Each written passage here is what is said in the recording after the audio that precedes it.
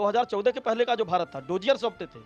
2004 से 2014 तक 100 से बड़ी आतंकी घटनाएं इस देश में हुई थी, लेकिन उनका कोई जवाब भारत की सरकार ने नहीं दिया था। तो प्रधानमंत्री मोदी जी 2014 के पहले लोग डोजियर सौंपते थे, प्रूफ देते थे, सबूत देते थे, वार्ता होती थी, और अगर सीमा पार से कोई गोली चलती थी तो भारत की सेना के जवान सफ़ेद झंडे दिखाते थे।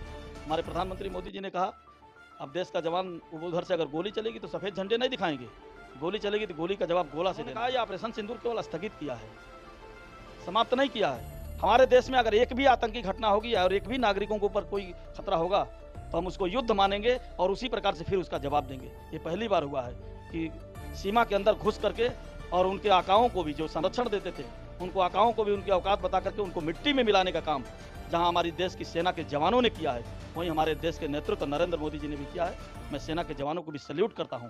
माँ भारती की रक्षा करने वाले उन जवानों ने उन आतंकवादियों को चुन चुन करके मारने का, जो माद में घुसे थे उनको भी चुन चुन कर मारने का काम, जो अजहर मसूद जैसा आतंकवादी जो दुनिया के कई देशों में वो मोस्ट वांटेड है, जब उसके घर के 14 लोग मारे गए तो उसको दर्द हो रहा था और बोल रहा था कि मैं भी स्थगित है केवल, और अब वार्ता केवल होगी पाकिस्तान से तो केवल पीओके पर होगी और जो उन आतंकवादियों पर होगी जिन्होंने देश भर में, दुनिया भर में आतंकी घटनाओं का अंजाम दिया, उनको सौंपने का। इसके अलावा सेना के जवानों के बीच में आपने देखा होगा कितना जज्बा था देशभक्ति का, भारत माता की जय और वंदे मातरम का नारा लग रहा था, और S-400 के पीछे ही हमारे प्रधानमंत्री मोदी जी दुनिया को दिखा रहे थे कि हमारा भारत किसी को छेड़ता नहीं है, लेकिन अगर कोई छेड़ेगा तो उसको छोड़ता भी नहीं है। उन्होंने जैसा कर्म किया दुनिया देख रही है। और सुबह जब शिवम द्विवेदी की पत्नी से मीडिया के लोगों ने पूछा तो उन्होंने प्रधानमंत्री जी और सेना के जवानों का धन्यवाद करते हुए कहा था कि मेरे शिवम द्विवेदी तो वापस नहीं आ पाएंगे, लेकिन ऑपरेशन सिंदूर का नाम प्रधानमंत्री जी ने देकर के जो बदला लिया है, जैसे लगा कि मेरे घर के लोगों ने जाकर जिस तरह से भारतीय सेना ने पराक्रम दिखाया है, जिस तरह से शौर्य दिखाया है और जिस तरह से पाकिस्तान में घुस के आतंकवादी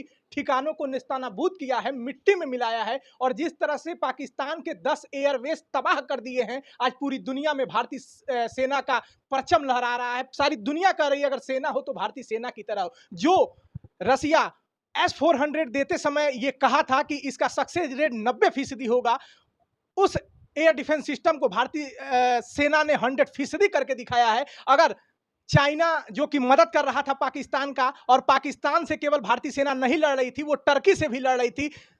पाकिस्तान जो मिसाइल दाग रहा था, अगर वो मिसाइल जमीन पे गिर रही थी तो राख बन के गिर रही थी। जिस तरह से भारतीय सेना ने पराक्रम दिखाया, और जिस आतंकवादियों ने 22 अप्रैल को ये कहा था, 26 हिंदुओं को मारते समय एक महिला जिसके पति को मारा जाता है वो कहती है मुझे भी मार दो, तो उन आतंकवादियों ने कहा कि जाकर मोदी को बता देना, जाके हिंदुस्तान को बता देना। तो पाकिस्तान की बर्बादी को भी 2 सैन्य अधिकारी आती हैं और वो बताती हैं कि किस तरह से हमने पाकिस्तान को मिट्टी में मिला दिया, किस तरह से पाकिस्तान को निस्तानाबूद कर दिया, और किस तरह से उस महिला सोफिया कुरैशी जो कि कर्नल है और वो वेमिका सिंह आके पाकिस्तान की बर्बादी की बात बताती हैं। नरेंद्र मोदी ने बता दिया, जिन महिलाओं के सामने जाकर ये कहा था कि जाकर हिंदुस्तान को बता देना, मोदी को बता देना, तो वही 2 महिला जाकर पाकिस्तान की बर्बादी की बात भी बताती हैं। औपचारिकता के लिए मेरा नाम है शशि भूषण तिवारी और आप इस समय द शशि टाइम्स देख रहे हैं। जिस शख्स से हम बातचीत करने जा रहे हैं वो उत्तर प्रदेश के उपाध्यक्ष हैं, भारतीय जनता पार्टी के MLC हैं। एक परिचय और है कि बड़े ही मिलनसार व्यक्ति हैं,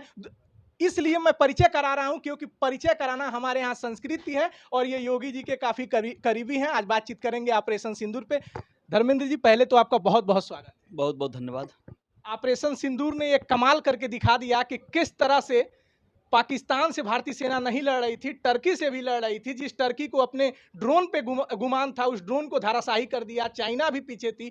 एक तरफ आप तिरंगा यात्रा सैनिकों के सम्मान में निकाल रहे हैं, दूसरी तरफ विपक्ष कह रहा है, खास करके अखिलेश यादव ने कहा कि जीत का जश्न होना चाहिए, सीज का नहीं।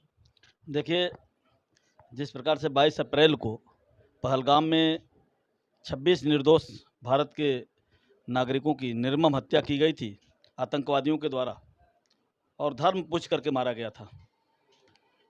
हमारे देश के प्रधानमंत्री नरेंद्र मोदी जी उस समय सऊदी अरब के दौरे पर थे, और एक राष्ट्राध्यक्ष का जो तुरंत देश के ऊपर ऐसी स्थिति आ जाए तो कर्तव्य होना चाहिए। उन्होंने तुरंत अपनी यात्रा को स्थगित किया और भारत आए, और उन्होंने मीडिया से ये बात करते हुए कहा, ये जिन आतंकवादियों ने घटना को अंजाम दिया है और जिन लोगों ने इन आतंकवादियों को शरण देने का काम किया है, आतंकवादियों और शरणदाताओं को उनकी कल्पना से भी बड़ी सज़ा मिलेगी। और 6-7 मई को हमारे देश की सेना ने न केवल पाक अधिकृत कश्मीर बल्कि पाकिस्तान के अंदर भी घुस करके 100 किलोमीटर अंदर घुस करके 9 आतंकी अड्डों को ध्वस्त करके उनको मिट्टी में मिला करके 100 से अधिक आतंकवादियों को चुन चुन कर मारने का काम प्रधानमंत्री मोदी जी ने जो कहा था, हमारी देश की सेना और हमारे देश के नेतृत्व ने उन काम को पूरा करने का काम किया। एक तरफ आपका कहना है कि हमने पहले ठोका पाकिस्तान को फिर बताया, और विपक्ष का कहना है, खास करके राहुल गांधी का, कि आपने ऑपरेशन सिंदूर के पहले बता दिया, इसलिए सरकार बताए कि हमने कितने एयरक्राफ्ट खोए। नहीं, देखिए, मैं आपको बताना चाहूँगा कि जब हमारे देश के प्रधानमंत्री जी ने, सेना के लोगों ने कहा कि इसका बदला लेना है तो नाम क्या दिया जाए, तो प्रधानमंत्री जी ने कहा कि उन लोगों ने धर्म पूछकर मारा है और इसलिए हमारी सनातन परंपरा का एक महत्वपूर्ण जो नाम है वो सिंदूर, इसलिए प्रधानमंत्री मोदी जी ने ऑपरेशन सिंदूर का नाम दिया। और आपने जो प्रस्तावना में कहा, मैं देख रहा था 1:05 से 1:30 तक जब हमारी सेना के जवान ऑपरेशन सिंदूर को अंजाम दे रहे थे, लगभग 2:30 बजे के बाद मीडिया में धीरे धीरे बातें आनी शुरू हुई। उस समय उन 26 लोगों में एक कुछ ही दिन पहले जिनकी शादी हुई थी, कानपुर के शिवम द्विवेदी, जिनकी उसमें मौत हुई थी, वो मौत के घाट आतंकवादियों ने उतारा था, उनकी माँ अपने घर में पूजा घर में गई और उन्होंने अपने ईश्वर से प्रे करना शुरू कर दिया कि हे भगवान मेरे देश की सेना के जवानों की रक्षा करना। और सुबह जब शिवम द्विवेदी की पत्नी से मीडिया के लोगों ने पूछा तो उन्होंने प्रधानमंत्री जी और सेना के जवानों का धन्यवाद करते हुए कहा था कि मेरे शिवम द्विवेदी तो वापस नहीं आ पाएंगे, लेकिन ऑपरेशन सिंदूर का नाम प्रधानमंत्री जी ने दे करके जो बदला लिया है, जैसे लगा कि मेरे घर के लोगों ने जाकर के बदला लिया है।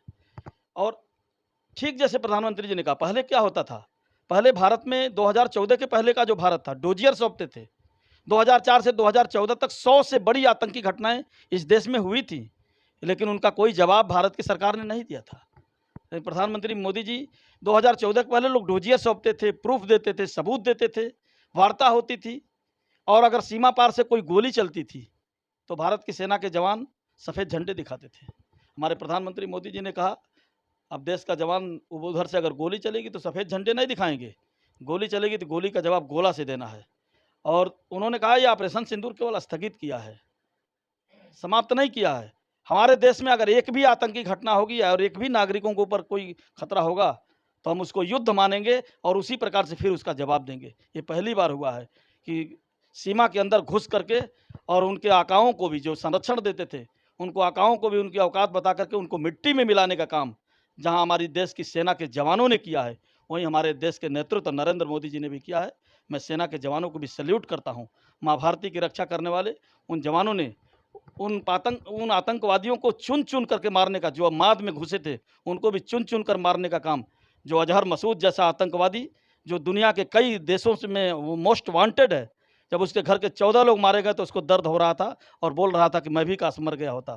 तो ऐसे सभी आतंकवादियों को चुन चुन करके, और मैं प्रधानमंत्री जी का हृदय से धन्यवाद करना चाहता हूं। उन्होंने कहा कि ऑपरेशन सिंदूर अभी जारी रहेगा, वो स्थगित है केवल, और अब वार्ता केवल होगी पाकिस्तान से तो केवल पीओके पर होगी, और जो उन आतंकवादियों पर होगी जिन्होंने देश भर में, दुनिया भर में आतंकी घटनाओं का अंजाम दिया, उनको सौंपने का। इसके अलावा तीसरे पर वार्ता नहीं होगी।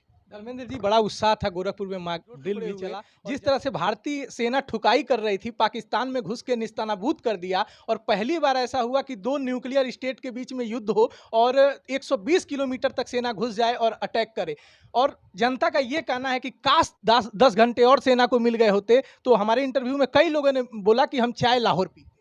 फिर मैं वही बात आपको दोहरा रहा हूँ, हमारे प्रधानमंत्री मोदी जी ने तुरंत कहा, उन्होंने युद्ध नहीं कहा था, उन्होंने कहा कि जिन आतंकवादियों ने इस घटना को अंजाम दिया है और जो लोग इसको संरक्षण दे रहे हैं उनको चुन चुन कर मारेंगे, चाहे वो जहां होंगे।